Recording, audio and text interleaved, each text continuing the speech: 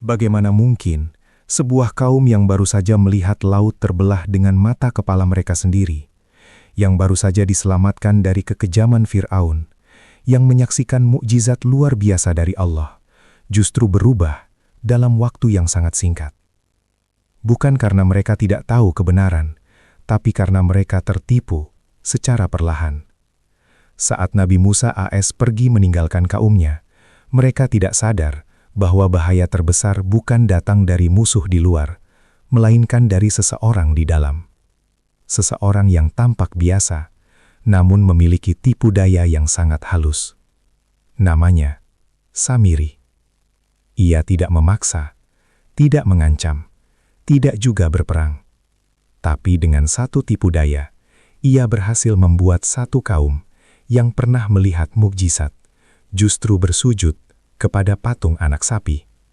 Dan yang lebih mengejutkan, ini semua terjadi saat Nabi Harun AS masih berada di tengah mereka. Apa yang sebenarnya terjadi? Bagaimana mungkin iman bisa runtuh secepat itu? Inilah kisah yang akan membuka mata kita bahwa kesesatan tidak selalu datang dengan jelas, tapi seringkali datang dengan cara yang paling halus. Ini bukan sekadar kisah sejarah. Ini adalah peringatan nyata untuk kita semua. Kisah tentang sebuah kaum yang telah melihat kebenaran dengan begitu jelas, namun tetap tergelincir dalam kesesatan hanya karena kelalaian dan tipu daya. Bani Israel adalah kaum yang dipilih untuk menyaksikan tanda-tanda kebesaran Allah secara langsung. Mereka melihat bagaimana laut terbelah, bagaimana musuh mereka ditenggelamkan, dan bagaimana Allah menyelamatkan mereka dari penindasan yang panjang. Namun ternyata, melihat kebenaran tidak selalu berarti mampu mempertahankannya. Ketika Nabi Musa AS dipanggil oleh Allah ke Gunung Sinai, tanggung jawab besar ditinggalkan kepada Nabi Harun AS untuk menjaga kaumnya tetap berada di jalan yang benar. Disinilah ujian itu dimulai. Sebuah ujian yang tidak datang dengan pedang, tidak dengan peperangan, melainkan dengan bisikan, keraguan, dan tipu daya yang perlahan merusak iman. Dan di balik semua itu, muncul satu sosok yang mengubah segalanya. Seseorang yang tampak biasa, namun membawa kehancuran besar. Dialah Samiri.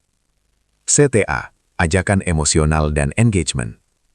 Sebelum kita lanjut ke bagian kisah yang lebih mengejutkan, pastikan kamu sudah subscribe channel ini. Karena di sini, kita tidak hanya mendengar cerita, tapi mengambil pelajaran yang bisa menjaga iman kita di zaman sekarang. Tulis di kolom komentar, semoga kita dijauhkan dari fitnah seperti Samiri. Dan jangan lupa like video ini agar semakin banyak orang yang bisa mengambil hikmah dari kisah ini. Karena bisa jadi, kisah ini bukan hanya tentang masa lalu, tapi tentang ujian yang juga sedang kita hadapi hari ini. Malam itu adalah malam yang tidak akan pernah dilupakan oleh Bani Israel. Langit gelap, angin berhembus kencang, dan di belakang mereka, pasukan Firaun terus mendekat dengan kecepatan yang menggetarkan hati. Suara derap kuda, dentingan senjata, dan teriakan prajurit memenuhi udara, membuat dada setiap orang dipenuhi ketakutan. Di hadapan mereka, terbentang lautan luas. Tidak ada jalan ke depan. Dan di belakang, kematian sudah semakin dekat. Sebagian dari mereka mulai panik. Habislah kita pasti akan tertangkap. Namun, di tengah kepanikan itu, Nabi Musa AS berdiri dengan tenang. Dengan keyakinan penuh, beliau berkata, "Sekali-kali tidak, sesungguhnya Tuhanku bersamaku, Dia akan memberi petunjuk kepadaku." Lalu, terjadilah sesuatu yang tidak pernah dibayangkan oleh akal manusia. Dengan izin Allah, laut itu terbelah. Air yang selama ini mereka takuti, justru menjadi jalan keselamatan. Terbentuklah jalur-jalur kering di tengah lautan, seakan-akan laut itu tunduk pada perintah Sang Pencipta. Bani Israel berlari, menyeberangi lautan dengan penuh harap dan ketakjuban. Sebagian masih tidak percaya dengan apa yang mereka lihat. Namun, kaki mereka terus melangkah, meninggalkan ketakutan menuju keselamatan. Dan ketika mereka telah sampai di seberang, pasukan Firaun yang penuh kesombongan itu tetap mengejar. Mereka masuk ke dalam laut yang sama, tanpa menyadari bahwa itu adalah awal kehancuran mereka. Dalam sekejap, laut kembali menyatu. Gelombang besar menelan pasukan Firaun, menghapus kekuasaan yang selama ini menindas Bani Israel.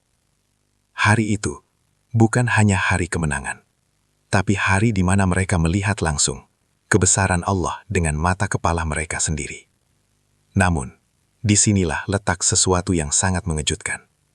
Bukannya iman mereka semakin kuat, justru hati mereka masih rapuh. Tidak lama setelah itu, mereka melewati suatu kaum yang sedang menyembah berhala. Dan tanpa rasa malu, tanpa rasa takut, sebagian dari Bani Israel berkata kepada Nabi Musa, "Wahai Musa, buatkanlah untuk kami Tuhan, seperti yang mereka miliki." Permintaan itu bagaikan petir di siang hari.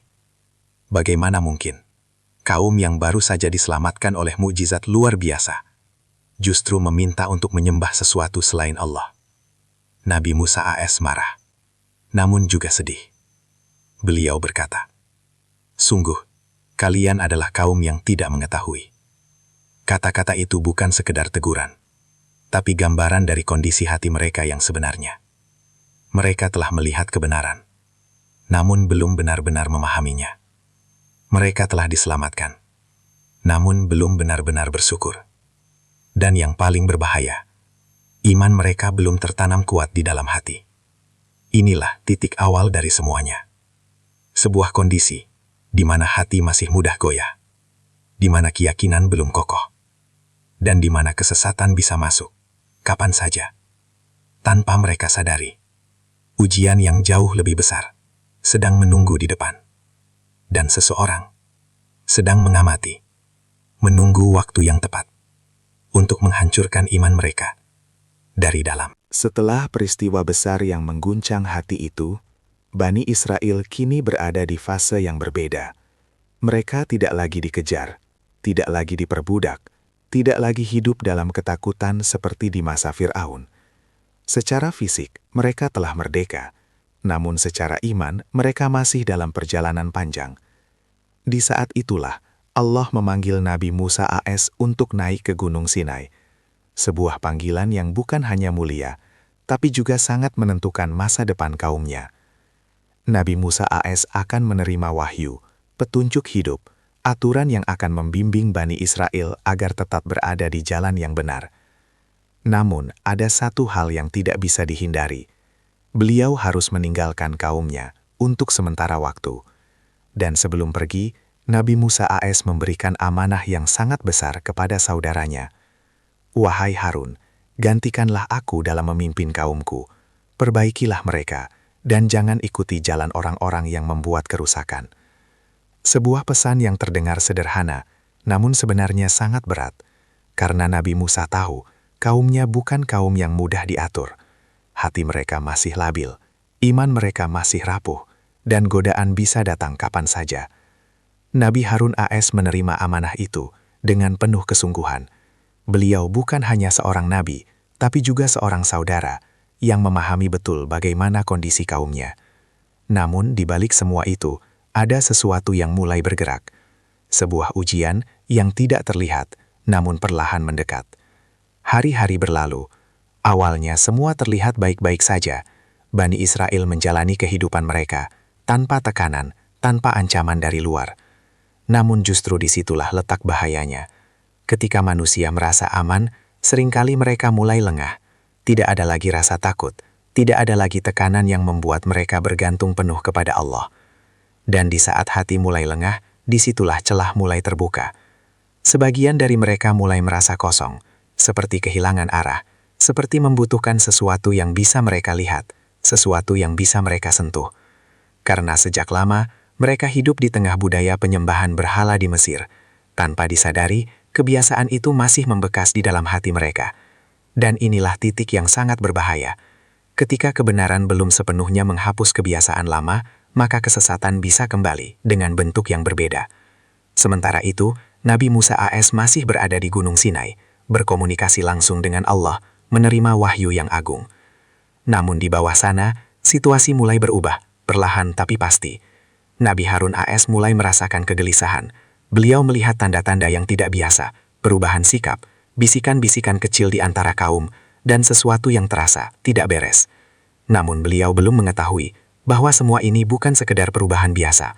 Ada seseorang yang mulai memainkan perannya. Seseorang yang tidak terburu-buru, tidak mencolok, namun sangat berbahaya. Ia tidak muncul dengan kekuatan, tapi dengan kecerdikan.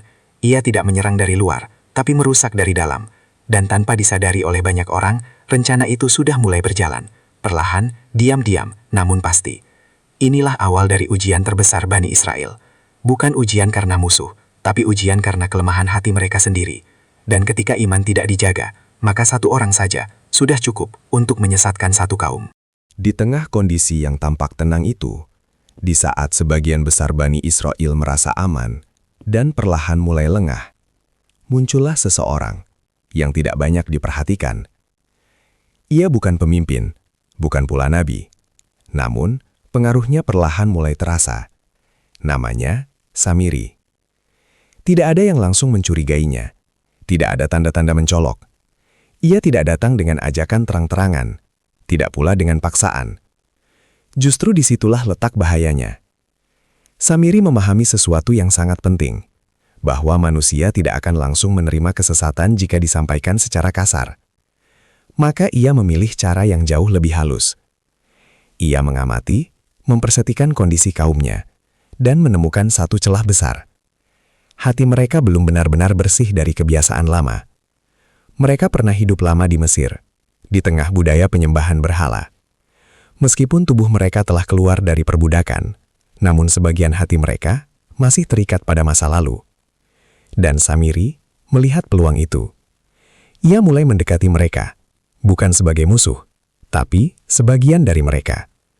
Ia berbicara dengan lembut, menggunakan kata-kata yang menenangkan, seolah-olah peduli, seolah-olah ingin membantu. Sedikit demi sedikit, ia mulai menanamkan ide-ide kecil. Bukan langsung tentang menyembah selain Allah, tapi tentang sesuatu yang terlihat masuk akal. Bukankah kalian butuh sesuatu yang bisa kalian lihat? Bukankah selama ini kalian hanya diperintah, tanpa melihat wujudnya? Kalimat-kalimat itu terdengar sederhana, namun perlahan mulai menggoyahkan keyakinan sebagian orang. Samiri tidak terburu-buru. Ia tahu, perubahan besar selalu dimulai dari hal kecil. Ia mulai membangun kepercayaan, menjadi sosok yang dianggap mengerti keresahan mereka. Dan di saat mereka mulai percaya, disitulah ia mulai melangkah lebih jauh. Sementara itu, Nabi Harun AS masih berusaha menjaga kaumnya. Beliau mengingatkan, menasihati, dan mengajak mereka untuk tetap teguh. Namun tantangan yang beliau hadapi bukanlah sesuatu yang terlihat jelas. Bukan serangan dari luar, melainkan bisikan dari dalam. Dan bisikan itu jauh lebih sulit dilawan. Hari demi hari, pengaruh Samiri semakin kuat. Sebagian dari Bani Israel mulai berkumpul di sekitarnya, mendengarkan ucapannya, mempercayai logikanya, tanpa menyadari bahwa mereka sedang diarahkan menuju kesesatan. Yang lebih berbahaya, Samiri tidak pernah mengatakan bahwa ia ingin menyesatkan mereka. Ia justru membuat seolah-olah apa yang ia lakukan adalah sesuatu yang baik. Inilah tipu daya yang paling berbahaya, ketika kebatilan dibungkus dengan kebaikan. Ia mulai memanfaatkan sesuatu yang mereka miliki, yaitu harta berupa perhiasan emas. Perhiasan yang dulunya mereka bawa dari Mesir, yang seharusnya menjadi tanda kemenangan, kini perlahan akan menjadi alat kehancuran. Namun saat itu, belum ada yang menyadari. Semua masih terlihat normal, semua masih berjalan seperti biasa. Padahal, di balik itu semua, sebuah rencana besar sedang disusun. Rencana yang tidak hanya akan menyesatkan beberapa orang, tapi hampir seluruh kaum. Dan yang paling mengerikan, semua itu terjadi tanpa paksaan. Mereka tidak dipaksa untuk sesat, mereka tidak diancam. Mereka memilih tanpa sadar. Disinilah kita mulai melihat kenyataan yang menakutkan, bahwa kesesatan tidak selalu datang dengan wajah menyeramkan. Kadang, ia datang dengan suara yang lembut, logika yang terlihat benar, dan niat yang tampak baik. Dan ketika manusia tidak berhati-hati, maka langkah pertama menuju kesesatan seringkali terasa seperti langkah menuju kebenaran. Tanpa mereka sadari, Samiri telah berhasil membuka pintu itu. Dan apa yang akan terjadi selanjutnya akan jauh lebih mengerikan daripada yang mereka bayangkan. Apa yang sebelumnya hanya berupa bisikan, kini mulai berubah menjadi tindakan nyata. Samiri tahu bahwa untuk menyesatkan satu kaum, tidak cukup hanya dengan kata-kata. Ia membutuhkan sesuatu yang bisa dilihat, sesuatu yang bisa disentuh, sesuatu yang bisa membuat mereka merasa dekat. Dan disitulah rencananya dimulai. Dengan tenang, tanpa mencurigakan, Samiri mulai mengumpulkan perhiasan emas dari Bani Israel. Ia berkata kepada mereka dengan nada yang meyakinkan, "Perhiasan ini adalah beban bagi kalian. Ini berasal dari kaum Fir'aun, dari masa lalu yang penuh dosa. Lebih baik kita kumpulkan dan kita lepaskan." Perkataan itu terdengar benar, masuk akal, bahkan terasa seperti ajakan kepada kebaikan. Tanpa banyak curiga, mereka mulai menyerahkan perhiasan mereka. Emas demi emas dikumpulkan hingga menjadi tumpukan yang besar. Namun, mereka tidak tahu bahwa apa yang mereka kumpulkan itu akan menjadi alat kesesatan terbesar mereka. Di saat semua orang mulai lengah, Samiri mulai bekerja. Ia mencairkan emas itu, membentuknya perlahan dengan penuh ketelitian. Bukan sembarang bentuk. Ia membuat sesuatu yang sangat familiar bagi mereka, sesuatu yang pernah mereka lihat sebelumnya, sesuatu yang memiliki makna kuat dalam budaya lama mereka. Seekor anak sapi. Bentuknya dibuat sempurna, mengkilap, menarik perhatian. Namun, Samiri belum berhenti di situ. Ia melakukan sesuatu yang jauh lebih mengerikan. Dengan pengetahuan dan tipu dayanya, ia membuat patung itu mengeluarkan suara. Suara yang menyerupai suara kehidupan. Ketika angin melewati rongga di dalamnya, patung itu mengeluarkan bunyi, seolah-olah ia hidup. Dan disinilah segalanya berubah. Orang-orang mulai berkumpul, menatap patung itu dengan penuh kekaguman. Sebagian dari mereka terdiam, terpukau, bahkan tidak percaya dengan apa yang mereka lihat. Dan saat perhatian mereka telah sepenuhnya terfokus, Samiri melangkah maju. Dengan penuh keyakinan, ia berkata, "Inilah Tuhan kalian, dan Tuhan Musa," namun Musa telah melupakannya. Kalimat itu seperti petir yang menyambar. Namun, anehnya, tidak semua orang menolak. Sebagian dari mereka justru mulai mempercayainya. Mengapa? Karena hati mereka sudah lebih dulu goyah. Karena mereka ingin sesuatu yang bisa mereka lihat. Karena mereka masih terikat dengan kebiasaan lama. Dan Samiri telah memberikan semua itu. Perlahan, satu persatu, mereka mulai mendekat, melihat, mengagumi, dan akhirnya bersujud. Sebuah pemandangan yang sangat menyakitkan. Kaum yang baru saja diselamatkan oleh Allah, yang melihat laut terbelah, yang menyaksikan kehancuran Fir'aun, kini justru tunduk kepada patung buatan manusia. Dan yang lebih mengerikan, mereka melakukannya dengan keyakinan. Tidak ada paksaan, tidak ada ancaman. Hanya keyakinan yang telah dibelokkan. Di tengah semua itu, Nabi Harun AS melihat apa yang sedang terjadi. Hati beliau hancur. Beliau segera mendatangi mereka, mengingatkan, memperingatkan, dan memohon agar mereka kembali. "Wahai kaumku, sesungguhnya kalian hanya diuji dengan ini. Dan sesungguhnya Tuhan kalian adalah yang Maha Pengasih, maka ikutilah aku." Namun, suara kebenaran itu kini mulai kalah oleh suara kesesatan. Sebagian besar dari mereka menolak. Mereka berkata, "Kami akan tetap menyembahnya sampai Musa kembali kepada kami." Kalimat itu menjadi bukti bahwa mereka telah benar-benar terjatuh. Bukan hanya tergoda, tapi sudah tenggelam dalam kesesatan. Dan di titik ini, tidak ada lagi sekadar bisikan. Ini adalah penyimpangan yang nyata. Samiri telah berhasil. Ia tidak hanya menanamkan keraguan, tapi telah mengubah keyakinan satu kaum dalam waktu yang sangat singkat. Dan yang lebih menakutkan, semua ini terjadi saat seorang nabi masih berada di tengah mereka. Inilah bukti bahwa ketika hati tidak dijaga, maka kesesatan bisa terlihat indah.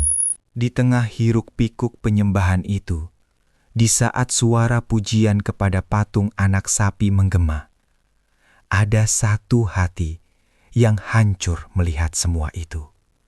Dialah Nabi Harun alaihi salam. Beliau berdiri di hadapan kaumnya, menyaksikan dengan mata kepala sendiri bagaimana satu demi satu manusia yang pernah diselamatkan oleh Allah, justru kini bersujud kepada sesuatu yang mereka buat sendiri. Bukan hanya sedih, tapi ini adalah luka yang dalam. Karena yang beliau hadapi bukan musuh, melainkan kaumnya sendiri. Namun Nabi Harun tidak tinggal diam. Dengan penuh keberanian, beliau melangkah ke tengah-tengah mereka. Suasana yang awalnya dipenuhi kekaguman, kini berubah menjadi tegang. Beliau menyeru dengan suara yang tegas, namun penuh kasih. Wahai kaumku, sesungguhnya kalian hanya diuji dengan ini. Dan sesungguhnya Tuhan kalian adalah Allah yang Maha Pengasih. Maka ikutilah aku, dan taatilah perintahku. Seruan itu jelas, tidak ada keraguan, tidak ada kompromi. Ini adalah kebenaran yang disampaikan dengan tegas. Namun, apa yang terjadi? Sebagian dari mereka berhenti sejenak, menatap Nabi Harun, tapi kemudian mereka berpaling. Hati mereka sudah terikat pada patung itu. Dan disinilah ujian itu mencapai puncaknya. Mereka menjawab dengan keras, "Kami tidak akan meninggalkannya sampai Musa kembali kepada kami." Kalimat itu bukan sekadar penolakan. Itu adalah bentuk pembangkangan, sebuah pernyataan bahwa mereka lebih memilih kesesatan daripada kebenaran yang jelas di depan mereka. Nabi Harun kembali mencoba. Beliau tidak menyerah. Beliau mendekati mereka satu persatu, menasehati, mengingatkan, bahkan memohon. Namun, semakin beliau berusaha, semakin keras pula hati mereka. Dan kemudian, situasi mulai berubah menjadi berbahaya. Sebagian dari mereka mulai marah. Mereka tidak suka diingatkan. Mereka tidak ingin keyakinan baru mereka diganggu. Suara-suara penolakan berubah menjadi ancaman. Mereka hampir saja menyerang Nabi Harun. Bayangkan, seorang nabi yang diutus untuk membimbing mereka, yang mencintai mereka, justru hampir dibunuh oleh kaumnya sendiri. Inilah titik paling menyakitkan. Bukan hanya karena kesesatan, tapi karena kebencian terhadap kebenaran. Nabi Harun berada dalam dilema yang sangat berat. Jika beliau memaksa dengan kekuatan, akan terjadi perpecahan besar, bahkan pertumpahan darah. Jika beliau diam, maka kesesatan akan semakin meluas. Namun, beliau memilih jalan yang penuh hikmah. Beliau menahan diri, bukan karena takut, tapi karena beliau tidak ingin menghancurkan kaumnya sendiri. Beliau tetap berdiri, tetap mengingatkan, meskipun hanya sedikit yang mau mendengar. Dan di saat itulah, kita melihat betapa beratnya tugas seorang nabi. Bukan hanya menyampaikan kebenaran, tapi juga menghadapi penolakan, bahkan dari orang-orang yang paling dekat. Hari demi hari berlalu, dan keadaan semakin memburuk. Penyembahan terhadap anak sapi semakin meluas, semakin banyak yang ikut, semakin sedikit yang bertahan. Nabi Harun hanya bisa menyaksikan dengan hati yang penuh kesedihan, menunggu saat Nabi Musa kembali. Karena beliau tahu, hanya Nabi Musa yang bisa menghadapi ini secara langsung. Namun penantian itu terasa sangat panjang, dan setiap detiknya adalah ujian yang menguji kesabaran, keimanan, dan keteguhan beliau. Inilah pelajaran yang sangat dalam, bahwa menyampaikan kebenaran tidak selalu membuat kita diterima, bahwa bahkan orang yang benar bisa saja ditolak, bahkan disakiti, dan bahwa terkadang mempertahankan iman adalah perjuangan yang paling berat, bahkan bagi seorang nabi sekalipun. Hari demi hari berlalu, dan apa yang dulu hanya dimulai dari bisikan, kini telah berubah menjadi keyakinan yang mengakar. Patung anak sapi itu tidak lagi sekedar dilihat, tidak lagi hanya dikagumi. Ia kini disembah. Suasana yang dulu dipenuhi zikir dan rasa syukur berubah menjadi ritual-ritual yang menyimpang. Sebagian dari Bani Israel berkumpul di sekeliling patung itu, menundukkan kepala, mengangkat tangan, seolah-olah mereka sedang beribadah, padahal mereka telah tersesat jauh. Dan yang paling menyedihkan, mereka merasa benar. Tidak ada keraguan di wajah mereka, tidak ada rasa bersalah, yang ada hanyalah keyakinan yang telah dibelokkan. Inilah titik paling berbahaya dalam kesesatan. Bukan ketika seseorang berbuat salah, tapi ketika ia meyakini bahwa kesalahan itu adalah kebenaran. Samiri berdiri di tengah-tengah mereka, melihat hasil dari rencananya. Ia tidak perlu lagi berbicara banyak, karena benih yang ia tanam kini telah tumbuh. Ia berhasil menciptakan sesuatu yang lebih kuat dari paksaan, ilusi kebenaran. Sementara itu, Nabi Harun AS masih terus berjuang. Beliau mengingatkan, menyeru, dan mencoba menyadarkan mereka. Namun suara beliau kini tenggelam. Tenggelam oleh suara mayoritas, tenggelam oleh keyakinan yang sudah terlanjur kuat. Dan inilah kenyataan yang pahit. Ketika kesesatan sudah menjadi kebiasaan, maka kebenaran akan terasa asing. Sebagian kecil dari mereka masih bertahan, masih menjaga iman, masih menolak untuk bersujud kepada patung itu. Namun jumlah mereka sangat sedikit, dan tekanan semakin besar. Mereka dipandang aneh, mereka dianggap menyimpang, bahkan mungkin diancam. Inilah ujian lain yang tidak kalah berat. Bertahan dalam kebenaran di tengah mayoritas yang salah. Di sisi lain, Bani Israel mulai kehilangan arah. Tanpa mereka sadari, mereka tidak hanya menyembah patung, tapi juga kehilangan nilai-nilai yang dulu diajarkan. Rasa syukur berubah menjadi kesombongan, ketaatan berubah menjadi pembangkangan, kesatuan berubah menjadi perpecahan. Semua itu terjadi secara perlahan. Tidak dalam satu malam, tidak dalam satu keputusan besar, tapi melalui langkah-langkah kecil yang terus diikuti. Inilah cara kerja kesesatan. Ia tidak datang untuk langsung menghancurkan. Ia datang untuk menggeser sedikit demi sedikit, hingga akhirnya manusia tidak lagi sadar bahwa ia telah jauh dari kebenaran. Dan yang lebih menakutkan, semua ini terjadi tanpa musuh dari luar. Tidak ada Fir'aun, tidak ada pasukan, tidak ada ancaman fisik. Musuh mereka ada di dalam hati yang lalai, dalam iman yang tidak dijaga, dalam keinginan untuk melihat daripada meyakini. Inilah puncak dari ujian mereka.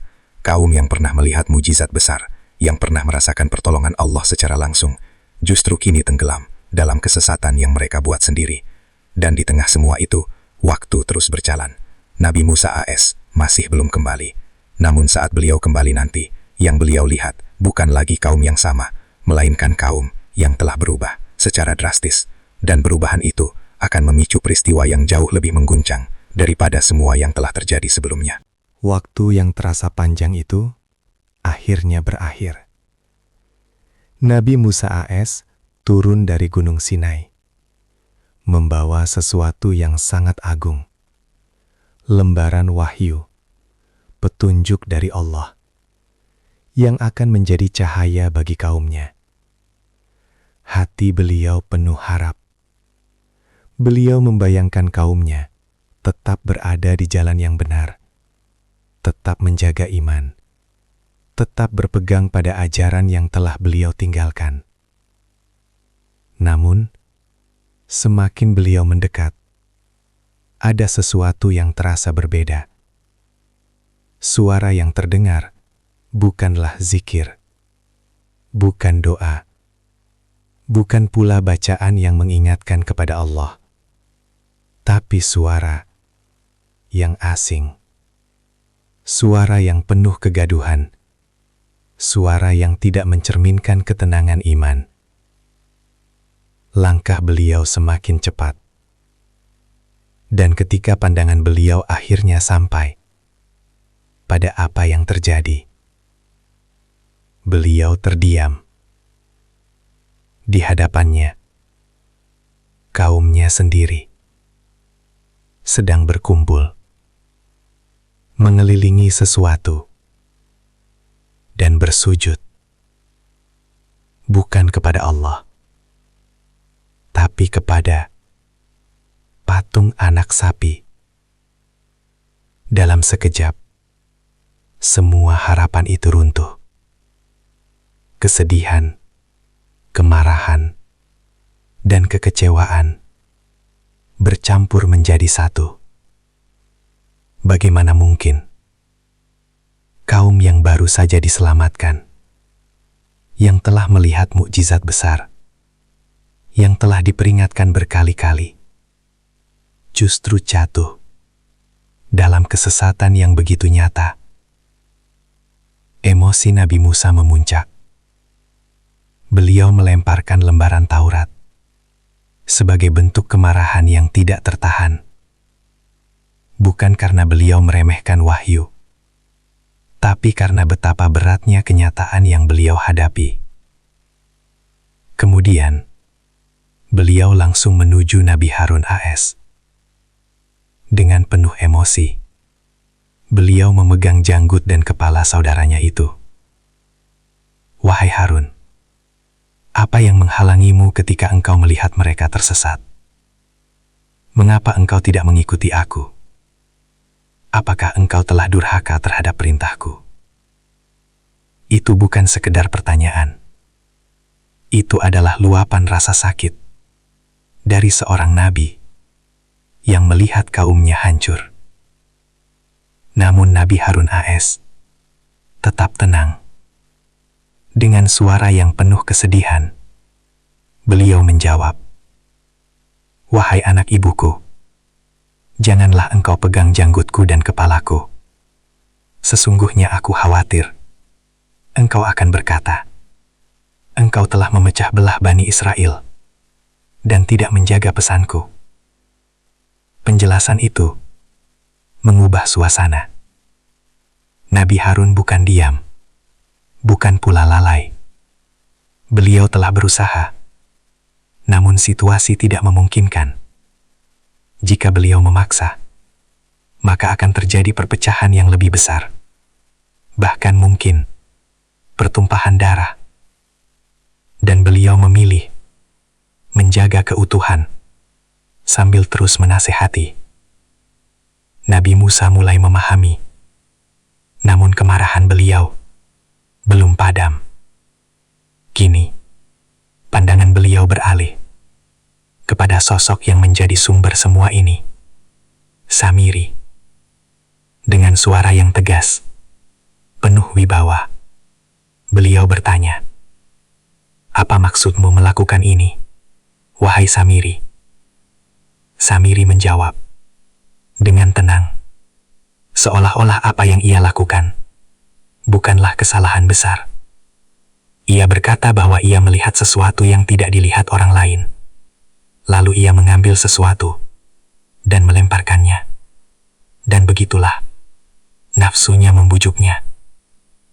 Jawaban itu tidak menunjukkan penyesalan, justru menunjukkan kesombongan. Dan disinilah keputusan diambil. Nabi Musa AS menjatuhkan hukuman. Samiri diasingkan. Ia tidak boleh lagi berinteraksi dengan siapapun. Tidak boleh disentuh dan tidak boleh menyentuh. Sebuah hukuman sosial yang sangat berat. Dan bukan hanya itu, patung anak sapi itu dihancurkan, dibakar, dihancurkan, hingga tidak tersisa apapun. Sebagai bukti bahwa apa yang mereka sembah tidak memiliki kekuatan sedikit pun. Kaum Bani Israel terdiam. Kesadaran mulai kembali. Penyesalan mulai muncul. Namun, semuanya sudah terjadi. Mereka telah jatuh. Mereka telah menyimpang. Mereka telah mengkhianati keimanan mereka sendiri. Dan disitulah pelajaran besar itu berdiri. Bahwa iman tidak cukup hanya dengan melihat kebenaran. Tidak cukup hanya dengan pengalaman. Tapi harus dijaga setiap saat. Karena ketika lengah sedikit saja, bahkan kaum yang pernah melihat mukjizat terbesar pun bisa tersesat dalam waktu yang sangat singkat. Kisah ini bukan sekedar cerita tentang masa lalu, bukan hanya tentang Bani Israel, dan bukan hanya tentang Samiri. Ini adalah cermin untuk kita semua. Karena jika kita melihat dengan jujur, apa yang terjadi pada mereka bisa saja terjadi pada siapapun, termasuk kita hari ini. Mereka bukan orang bodoh.